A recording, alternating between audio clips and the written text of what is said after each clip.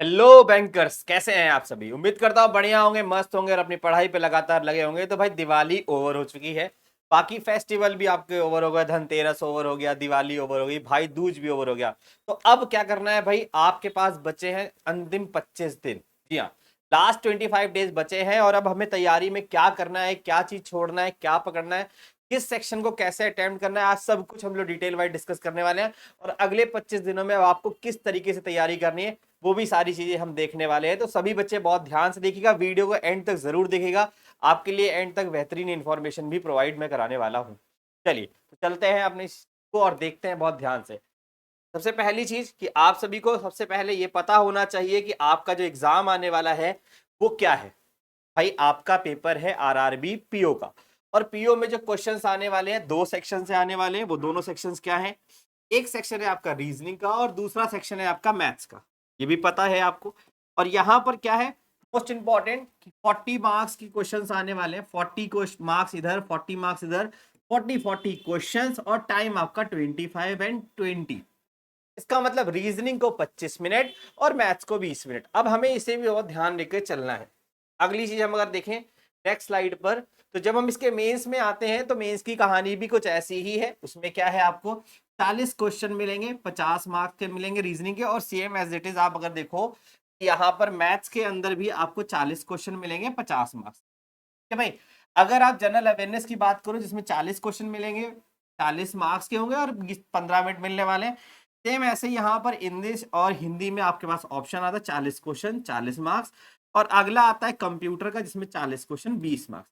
ये तो हो गई कहानी मेंस की कि मेंस में क्या आने वाला है। पर प्री में आपने देखा आपके सिर्फ दो इंपॉर्टेंट चीजें आने वाली। तो उसी को समझ लेते हैं कि लास्ट ईयर प्री में हमारे पास क्या चीजें देखने को मिली। तो जो लास्ट ईयर आपका प्री प्री एग्जाम हुआ था आरआरबी पीओ का, उसमें क्या चीज था और गुड अटेम्प्ट कैसे गए।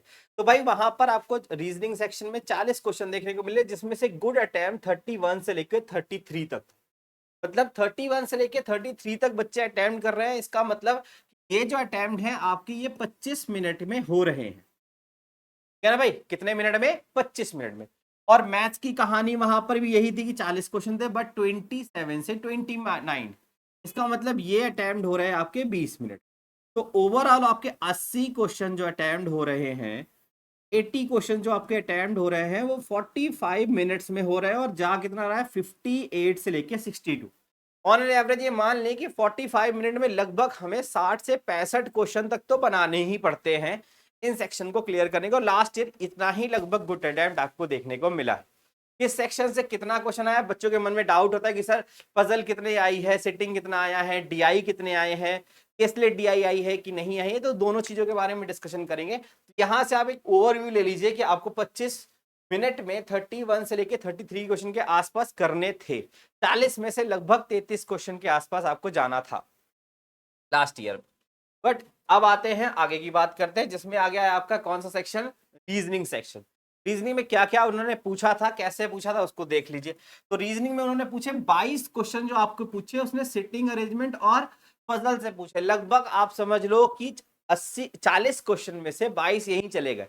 मतलब इन्हीं ने 50% से ज्यादा का वेटेज यही कवर करेगा, है ना, कर रहा था।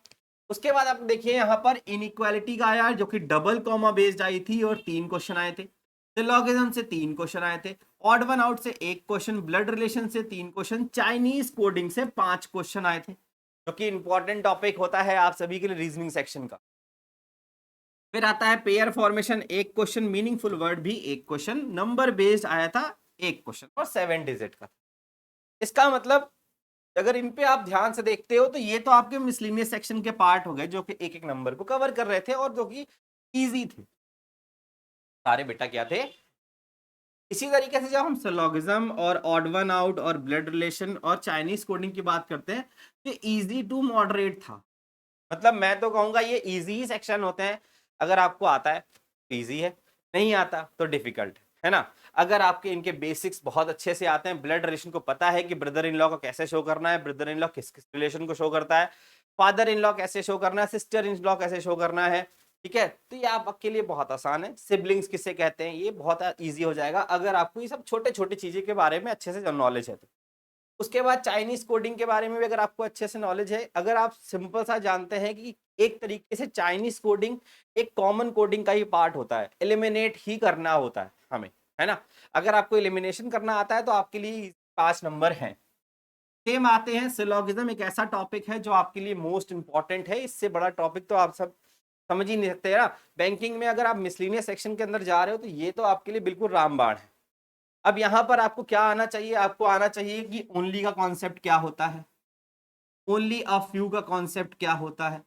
ये अगर आप सभी को आते हैं तो ज्यादातर क्वेश्चन ओनली या ओनली अ फ्यू से यहाँ पर बनने दिखते हुए दिखाई पड़ते हैं, क्या भाई। तो आप इस सेक्शन को भी देख सकते हो, इससे रिलेटेड सिलोगिज्म से रिलेटेड मैंने एक डेडिकेटेड सेशन भी अपने चैनल पर ले रखा है, जिसमें मैंने बेसिक से हाई लेवल तक का पूरा सिलोगिज्म आपको पढ़ाया हुआ है। इसमें मैं जीरो से स्टार्ट करके और आखिरी तक जाने वाला हूँ, मतलब अगर आपको मैं ऑल पढ़ाने वाला हूँ तो मैं ये भी बताने वाला हूँ लास्ट में कि पॉसिबिलिटी कैसे हो जाए, क्या भाई। नेक्स्ट आता है आपका इनइक्वालिटी, इजी टॉपिक होता है जिसमें क्वेश्चन और इजी टू मॉडरेट, मैं इसे इजी ही मानता हूँ, है ना। तो ये सेक्शन आपका थोड़ा सा इजी ही इजी था, दिखने में इजी टू मॉडरेट कहा है मैंने, बट मेरे अकॉर्डिंग इजी है, बट आपके जमाने में हो सकता है थोड़ा सा मॉडरेट हो जाए, बट इजी रहता है। टेन सिटिंग और पजल मेन रोल होता है, जिसमें से लगभग 22 क्वेश्चन आ रहे हैं, मॉडरेट रहेगी, है ना। मॉडरेट रहने का मतलब है कि भाई थोड़ा तो लेवल देंगे ही, है ना। ऐसा तो है नहीं कि पीओ का पेपर ले रहे हैं और आपसे कुछ भी लेवल ना रखे, रखेंगे तो जरूर, पर बहुत हायर लेवल नहीं होगा। आईबीपीएस पीओ से कंपैरिजन इसका नहीं है, एसबीआई पीओ से इसका कोई कंपैरिजन नहीं है, उन सब के कंपैरिजन में इसका पेपर इजी आपको देखने को मिलता है। चलिए आगे बढ़ जाते हैं और आगे देखते हैं। आगे पजल सेक्शन के इंपॉर्टेंट चीजें कि पजल में कहाँ से क्वेश्चन बहुत ज्यादा पूछता है, क्या क्या पजल में लास्ट ईयर टॉपिक से ज्यादा उन्होंने उठाए। तो भाई इन्होंने देखो, आप अगर आप ध्यान से देखो तो इन्होंने लीनियर वाले पजल उठाई, क्या उठाई, लीनियर अरेंजमेंट उठाया और प्लस एक वेरिएबल के साथ उठाया, 7% थे 5 क्वेश्चन। इट मीन्स अगर लीनियर सिटिंग अरेंजमेंट का क्वेश्चन है तो 99% मैं श्योर हूं कि यहां पर वो आपको जो फेस बोलेगा वो सिंगल फेस बोलेगा। फेसिंग मतलब या तो वो पर्सन नॉर्थ को देख रहा होगा या तो वो पर्सन साउथ को देख रहा होगा, क्योंकि इसने वेरिएबल जोड़ रखा है। तो यहां पर ध्यान रखिए कि इस सेक्शन में आपको जो क्वेश्चन मिलेगा ना वो एक ही फेस का होगा, क्योंकि वेरिएबल जोड़ रहा। तो ये बोलेगा कि भाई सारे के सारे नॉर्थ में देख रहे हैं और उन्होंने कोई वेरिएबल जोड़ दिया, कोई चॉकलेट ट्रे रखा है, कुछ ले रखा है, ऐसा कुछ भी जोड़ सकता है। पैरेलल रोज का क्वेश्चन वहां पर देखने को मिला, यहाँ पर बहुत इजी होता है। यहाँ पर देखो, अगर यहाँ पर कोई भी वेरिएबल नहीं है, 7 लोगों को पैरेलली बैठाना है तो 7 के साथ ऐसे बैठेंगे भाई, 7 में नीचे देख रहे होंगे और 7 ऊपर देख रहे होंगे, टोटल बैठाने यहाँ पर 14 पर्सन है, 7 नीचे, 7 साउथ को, 7 नॉर्थ को, ऐसा ही होगा। 5 क्वेश्चन देखने को मिले। कंपैरिजन बेस्ड पजल मिली जिसमें हाइट के अकॉर्डिंग था, इसका मतलब कि आप समझ लो कि हाइट वाले क्वेश्चन भी आपको देखने को यहाँ मिलते हैं, है ना। 7% का था। Flat and floor and flat based पर 5 क्वेश्चन देखने को मिलते हैं। फ्लैट एंड फ्लोर का क्वेश्चन आजकल ज्यादा ही पूछा जाता है ना। और जो भी आपके पीओ लेवल के एग्जाम होते हैं, जितने भी बेटा पीओ लेवल के एग्जाम देने जाओगे, वहां पर flat and floor most important topic बनता जा रहा है, क्योंकि यहां से वो क्वेश्चन पिक ही कर रहा है। आप एसबीआई का देने जाओ, आप आईबीपीएस का पीओ दो, आप आरआरबी का पीओ दो, तो इनमें मिलता ही मिलता है, ठीक है। और एक मंथ बेस्ड पजल मिली थी, 9th month non consecutive 5 question, ठीक है। कोई दिक्कत नहीं, मंथ बेस्ड पजल आप सभी को आती है, 9 महीने के हो जाते हैं, कभी 12 महीने दे देगा तो लाइन से लगे रहेंगे। नॉन कॉन्जिक्यूटिव दे देगा तो भाई 1 जनवरी देगा, 1 फरवरी देगा, दूसरा मार्च गैप करके अप्रैल देगा, ऐसे क्वेश्चन देता है, ठीक है। 5 क्वेश्चन आएंगे, 9 मंथ बोला तो जाहिर सी बात है कि 9% का ही ये क्वेश्चन होगा। तो पजल का सेक्शन कुछ ऐसा देखने को मिलेगा। मेरे अकॉर्डिंग आप ये मान के चलिए कि आपके पास यहाँ पर अनसर्टेन इसमें मिसिंग थी, बट अनसर्टेन पूछा जाता है, तो आप सिटिंग अरेंजमेंट में अनसर्टेन को ध्यान रखिएगा। पजल के अंदर आपको मंथ बेस की प्रैक्टिस अच्छे से कर लेनी है, डे बेस की भी कर लेनी है, ईयर बेस की भी कर लेनी है, क्योंकि आजकल ईयर का क्वेश्चन ट्रेंडिंग में है, तो ईयर का भी पूछा जा सकता है। तो ये टॉपिक है आपके जो आने, ये लास्ट ईयर का था, अब आने वाले एक्सपेक्टेड जो मैं बता रहा हूँ वो कुछ इसी तरीके पर होगा। नेक्स्ट सेक्शन आपका आ जाता है मैथ सेक्शन का। मैथ्स में देखो, अगर आप यहाँ पर टेबुलर डीआई आपको देखने को मिली थी, 5 क्वेश्चन मॉडरेट थे। फिर डबल पाई चार्ट मिला था स्विगी प्लस जोमेटो के साथ, 5 क्वेश्चन मॉडरेट। अप्रोक्सीमेशन के 6 से 7 क्वेश्चन और मिसिंग नंबर सीरीज के 5 से 6 क्वेश्चन, मतलब 6 से 7 इधर, 5 से 6 इधर। एक केसलेट डीआई आपको देखने को मिली 5 नंबर की, और अर्थमेटिक के लगभग 13 क्वेश्चन। ये पेपर को अगर मैं देखूं तो ओवरऑल ये पूरा का पूरा पेपर जो था वो आपका मॉडरेट लेवल का ही दिखाई पड़ा है ना। यहाँ पर थोड़े से क्वेश्चंस को उन्होंने मॉडरेट रखा है, बट इसका भी अगर हम देखें तो गुड अटेम्प्ट हमको जो 40 में से मिल रहा था वो 27 से लेकर 29 तक मिल रहा था। हम ये मान लेते हैं कि लगभग 40 में से 28 क्वेश्चन ये आपके गुड अटेम्प्ट के अंदर जा रहे थे। ठीक है भाई, तो इस तरीके से लास्ट ईयर की ये कहानी थी। अब नेक्स्ट आपके दिमाग में होगा सर अब हमारे पास 25 डेज बचे हैं, हम इन 25 डेज को कैसे यूटिलाइज करने वाले हैं। तो भाई एक काम आप कर सकते हो अपने इन 25 डेज को, सबसे इंपॉर्टेंट चीज है आपके पास कि आप इन्हें दो अपने प्रॉपर तरीके से बांट लो। इन 25 दिनों में हमें क्या करना है। कुछ हमारे ऐसे बच्चे होंगे जो कि बहुत आगे लेवल तक जा चुके होंगे, जिनका बेसिक क्लियर होगा, तो उनको सिंपल सा एक काम करना है। क्या करना है, सबसे इंपॉर्टेंट चीज करनी है जो आपके लिए मोस्ट इंपॉर्टेंट है, वो क्या है, ये क्या है, मॉक टेस्ट। सबसे इंपॉर्टेंट काम जिन बच्चों का, ये मैं उनके लिए कह रहा हूं जिनके पास जो अपना बेसिक कवर कर चुके, जिनका बेसिक पूरा कवर है, ठीक है ना, बेसिक वो पढ़ चुके हैं, अब उन्हें सिर्फ प्रैक्टिस के लिए चाहिए। तो सबसे पहले आप किसी भी प्लेटफॉर्म से, क्या किसी भी सेक्शन से, कहीं से भी प्रैक्टिस करिए, बट डेली अब आप मॉक टेस्ट की प्रैक्टिस करिए। डेली आप कम से कम 2 से 3 मॉक लगाइए। कितने, 2 से 3 मॉक आपको प्रैक्टिस करने हैं। और अगर आप 2 से 3 मॉक नहीं लगा पा रहे हैं तो कम से कम एटलीस्ट 1 फुल मॉक लगाइए, 1 फुल मॉक लगाइए। और 2 से 3 सेक्शनल मॉक लगाइए। क्या लगाने हैं आपको, सेक्शनल मॉक लगाने हैं। अब सेक्शनल मॉक लगाने के बाद करना क्या है, मोस्ट इंपॉर्टेंट है भाई, बिना सेक्शनल मॉक के आप इस चीज को नहीं कर सकते। सेक्शनल मॉक आपको बताएगा स्पीड, कैसे आपको कवर करना है, कैसे आपको स्पीड लानी है, क्योंकि सेक्शनल मॉक ही आपको उस सेक्शन के अंदर परफेक्ट बनाएगा। सिलोगिज्म के लाइन से 20 क्वेश्चन आ गए तो आपने फटाफट 20 क्वेश्चन लगाए, सीखा उसमें कि क्वेश्चन मैंने 10 मिनट में कर पाया कि नहीं कर पाया। ठीक है, इनइक्वालिटी के 10 क्वेश्चन लगाए तो मैंने ये देखे मेरे से वो 5 मिनट में हुए कि नहीं हुए। से आपने पजल के 4 पजल उठाई तो 4 में से देखा कि अगर मैंने सारी आज डे बेस उठा रखी है सेक्शन में, तो डे बेस के अंदर हमने जो 4 पजलें लगाई हैं वो कितनी देर में हम कर पा रहे हैं, ये आपको सेक्शनल यहाँ से दिलाएगा। ठीक है, एक फुल मॉक लगाना है। फुल मॉक का एनालिसिस करना मोस्ट इंपॉर्टेंट है। आपने फुल मॉक दे दिया, आपको सब आता है, आपको मैथ्स भी आती है, ठीक है, आपको रीजनिंग भी आती है, बट आपको एक चीज ध्यान रखना है कि आपको इस मैथ्स रीजनिंग को करने के लिए जो टाइम है वो 45 मिनट का ही है ना। तो उसकी प्रैक्टिस आप इस मॉक टेस्ट पे करोगे। मॉक आपको 45 मिनट का मिलेगा, वहां पर सेक्शनल खुलेगा, आप सेक्शनल के अकॉर्डिंग मॉक की प्रैक्टिस करोगे। उसके बाद उसका एनालिसिस करने पर आपको अपना वीक पॉइंट जरूर दिखाई पड़ेगा। मान लीजिए आपने क्वेश्चन अटेम्प्ट किए और क्वेश्चन एनालिसिस करने के बाद आपको दिखाई पड़ रहा है कि जो मेरे मार्क्स आ रहे हैं उसमें से कुछ सेक्शन के क्वेश्चन गलत हो रहे हैं। सिलोगिज्म मैंने सारे अटेम्प्ट किए पर मेरे 2 क्वेश्चन सिलोगिज्म के गलत हो गए, मेरी एक पजल गलत हो गई, मेरा ब्लड रिलेशन नहीं बना। तो भाई वो एनालिसिस करना है आपको, ये चीज मेरी नहीं बनी, या चीज ये फिर इतने टाइम में बनना था, इतने टाइम में बनी, टाइम से ज्यादा ले गया, उसका एनालिसिस आपको करना मोस्ट इंपॉर्टेंट है। फिर आपको अपना उसी वीक सेक्शन को उठाना है। जैसे मान लीजिए कि आपने अटेम्प्ट किए, आपने सिलोगिज्म का क्वेश्चन अटेम्प्ट किए 5 में से 2 गलत हो गए, और 2 गलत हुए कौन से वाले, ओनली वाले, कौन से वाले, ओनली वाले। अब वो एनालिसिस ने बता दिया आपको कि आपके गलत कौन से हुए, 2 ओनली वाले गलत हुए, वो वीक सेक्शन है, उसको उठाओ, उसी वीक सेक्शन को उठाओ, उसकी दबा कर उस दिन प्रैक्टिस कर लो। आज इनइक्वालिटी का क्वेश्चन गलत हुआ तो इनइक्वालिटी की प्रैक्टिस, आज सिलोगिज्म गलत हुआ तो सिलोगिज्म की प्रैक्टिस। समझ रहे हैं, ये आपको करना है। अगर आप इस तरीके से जाओगे तो आप बेहतरीन कर पाओगे। के बाद जो भी सेक्शन आपका वीक सेक्शन था उसकी दबाकर कर ली हमने उसकी प्रैक्टिस। पहले उसके कॉन्सेप्ट को समझ लिया कि भाई ओनली वाला अगर मेरा गलत हो रहा है तो उसका कॉन्सेप्ट क्या है, क्यों गलत हुआ, पॉसिबिलिटी मैं अगर गलत बता रहा हूं तो मेरी पॉसिबिलिटी क्यों गलत हुई, ये आपको यहां पर सीखना है। वीकर सेक्शन है वो आपका, क्योंकि वो आगे भी गलत होगा। जो सही हो चुका वो कभी गलत नहीं होगा, जो गलत है वो ही सही करना है, तो वही मार्क्स बढ़ाएगा, क्योंकि आपने उसको टाइम दिया है। ये चीज आपके दिमाग में होनी चाहिए कि अगर आप कोई क्वेश्चन कर रहे हो और वो गलत कर रहे हो, इसका मतलब वो आपको आता था पर आपसे गलत हो गया ना। तो ये आपको बड़ा सीखना पड़ेगा कि हमने क्वेश्चन किया वो गलत हुआ, जो आपने छोड़ दिया उसको तो हटा ही दो, क्योंकि उसको तो आपने छुआ ही नहीं है, पर जो आपने अटेम्प्ट किया वो गलत हुआ तो एक्यूरेसी तो गायब हो गई। एक्यूरेसी तो गायब हो गई ना, तो हमें उसको पकड़ना है बेटा, समझ रहे हैं? क्या पकड़ना है? उस एक्यूरेसी को पकड़ना है कि हमने जो क्वेश्चन अटेम्प्ट किया वो मेरा गलत नहीं होना चाहिए। क्लियर? तो फिर हमने उसकी दबा कर प्रैक्टिस करी, प्रैक्टिस करने के बाद ट्रैक किया आपने इंप्रूवमेंट को। अब अपने इंप्रूवमेंट को ट्रैक कैसे करोगे?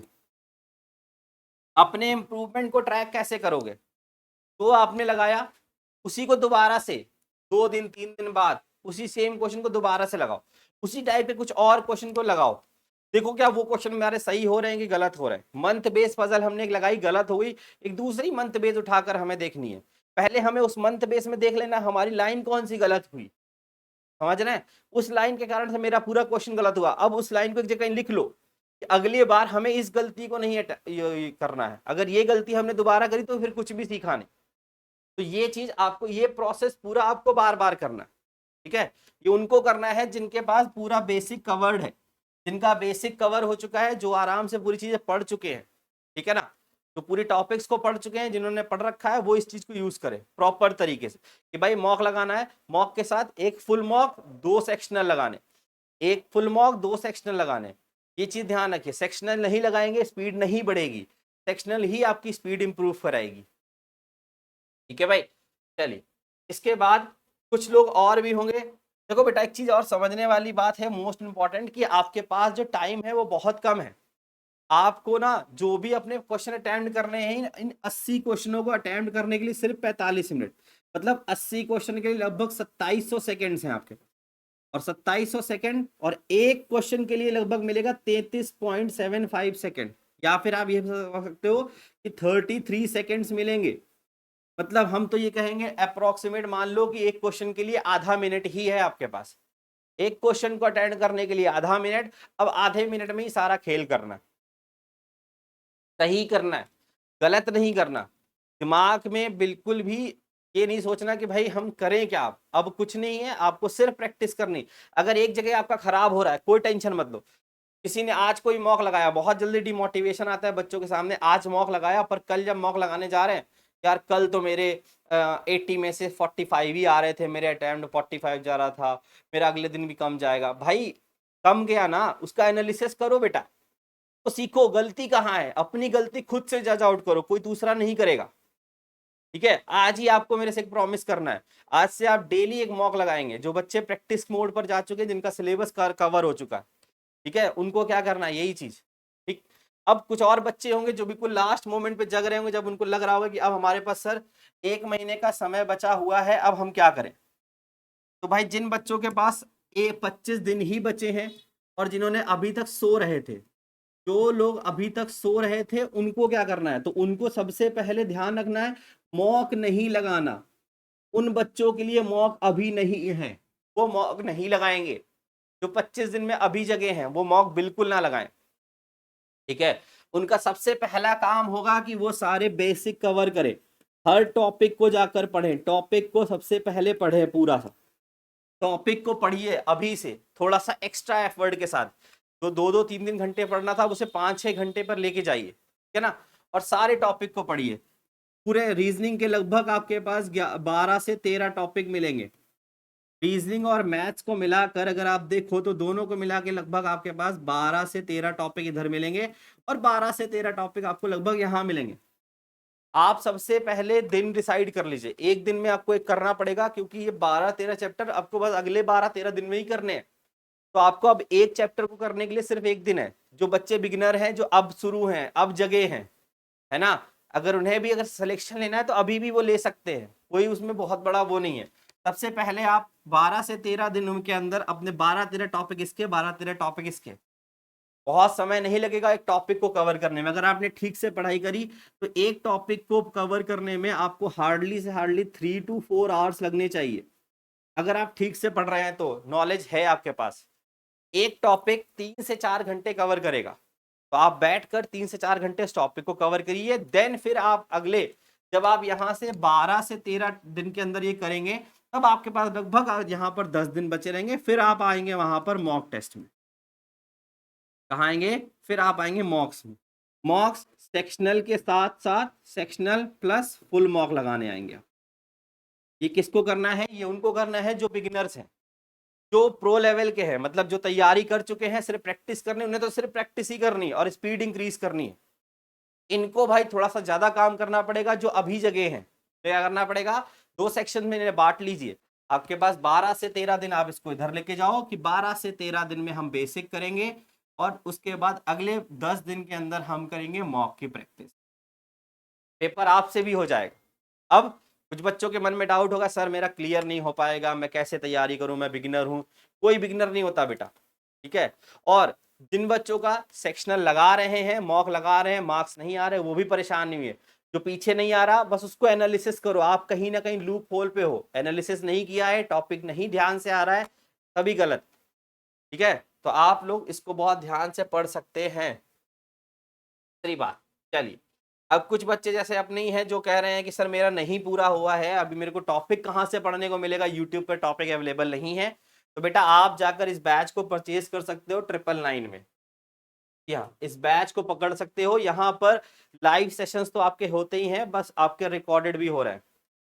तो रिकॉर्डेड में आपके पूरे सेशंस पड़े हुए हैं। आपको बिल्कुल ये नहीं सोचना कि सर मेरा लाइव में कवर होगा कि नहीं होगा, नहीं भाई, रिकॉर्डेड में हमने ऑलरेडी आपको पूरे सेशन प्रोवाइड कर दिए, ठीक है। मैं अल्फाबेट पढ़ा रहा हूं तो आपको ये नहीं टेंशन लेना कि सर ने अल्फाबेट पढ़ा है, मैं दूसरा टॉपिक कैसे पढ़ूं। भाई रिकॉर्डेड बैच पढ़ा है, उठाइए इसको, जाइए यहाँ से 12 दिन है आपके पास, 12 टॉपिक फटाफट कवर करिए। 2-2 3-3 घंटे लग कर कवर करिए। मैथ्स के टॉपिक है, रीजनिंग के टॉपिक है, सारे टॉपिक कवर है। इवनली यहाँ पर तो आपके साथ प्री प्लस मेंस दोनों ही कवर है। आप बस प्री लेवल का पढ़िए और अपने पेपर को कवर करिए, ठीक है भाई। तो बहुत ज्यादा महंगा नहीं है, 999 का है, आप इसे ले सकते हो और ये आपके लिए बहुत हेल्पफुल होगा। क्लियर। एक और इन्फॉर्मेशन उन बच्चों के लिए है जैसे जो सोच रहे हैं कि सर मेरा मतलब पता नहीं हो पाएगा कि नहीं हो पाएगा, क्योंकि भाई मैं तो बता ही सकता हूँ, समझा सकता हूँ, आपके ऊपर डिपेंड करता है। और जिनका टारगेट हमारा नेक्स्ट ईयर है कि भाई सर 2026 में मुझे एक जॉब चाहिए, 2026 हमारे लिए बिल्कुल एक ईयर है, मेरा इस साल लास्ट ईयर था, मुझे 2026 में जॉब चाहिए, तो भाई इस बैच को भी आप ले सकते हैं। 19 से आपके इसके रजिस्ट्रेशन स्टार्ट हो गए थे, 27 से आपकी क्लासेस स्टार्ट हो जाएंगी। आने वाले सारे एग्जाम इसमें लगभग कवर हो जाएंगे आपके, ठीक है। जो भी आगे मल्टीपल एग्जाम आने वाले हैं, ये आज क्या है 25, और आज के हिसाब से ये इसका आज लास्ट डे है। 1499 में ये बैच है, आज इसे आप परचेज कर लेंगे तो, नहीं तो फिर इसका भी रेट ऑटोमेटिकली बढ़ने वाला है। तो आज इसका लास्ट डे है, अब सभी लोग इस बैच को 1499 में परचेज कर सकते हैं आगे की तैयारी के साथ। 27 से क्लासेस स्टार्ट हो जाएंगी, इट मीन्स ये मान लीजिए शायद कल परसों मंडे से, है ना, तो मंडे से इसकी क्लासेस स्टार्ट हो जाएंगी, आप इसे परचेज कर सकते हैं। दूसरी एक और चीज उन बच्चों के लिए जो भाई प्रैक्टिस करना चाहते हैं कि सर सिर्फ मुझे प्रैक्टिस करनी है, मैं मॉक लगा रहा हूँ, मुझे कोई बैच नहीं चाहिए, मेरे को पढ़ना है, बस प्रैक्टिस करनी है। तो भाई आप सभी के लिए रोजाना शाम 5 बजे, शाम 5 बजे मैं एक बेहतरीन सा रीजनिंग का सेक्शन लेकर आता हूं, तो आप सभी को इस सेशन में जुड़ना है। यहाँ पर मैं आपको फुल 40 क्वेश्चन की प्रैक्टिस कराता हूं, तो आप यहाँ पर 40 क्वेश्चंस की प्रैक्टिस कर सकते हो आकर, ठीक है। आप मॉक लगाइए, यहाँ से भी प्रैक्टिस करिए, ये आपको एक अलग से मटेरियल मैं प्रोवाइड कराऊंगा, ये आप लाइव सेशन होगा, टाइमर के साथ क्लासेस होती हैं। आप इस पे आओ, यहाँ पर 5 बजे, रोजाना 5 बजे आपको जुड़ना ही जुड़ना है। रोजाना 5 बजे अगले 25 दिन तक आपको शाम को 5 बजे 25 डेज मंडे टू फ्राइडे यहाँ पर जरूर जुड़िए, और आपको यहाँ पर रोज 5 बजे 5 PM पर रीजनिंग की बेहतरीन से क्लास मिलेगी, जिसमें फुल्ली डेडिकेटेड आपके सेक्शंस पूरा पूरा कवर कराऊंगा मैं, ठीक है। वो जो कि टोटली आपका RRB ओरिएंटेड है, भागने की जरूरत नहीं है, सारी चीजें एक ही जगह मैंने आपको अवेलेबल करा दी। तो फिर रोजाना शाम 5 बजे रीजनिंग के सेक्शन में जरूर जुड़े। जिनको नहीं पता है उन्हें भी शेयर करिए कि भाई शाम को 5 बजे जुड़ना ही जुड़ना है। आप मॉक लगाइए, उसकी अलग प्रैक्टिस, और यहाँ से एक डेडिकेटेड मॉक लगाइए कई सारे बच्चों के साथ, ठीक है। फिर मिलते हैं किसी नेक्स्ट एक ऐसी ही बेहतरीन इंफॉर्मेशन के साथ, तब तक बाय बाय, टेक केयर, जय हिंद।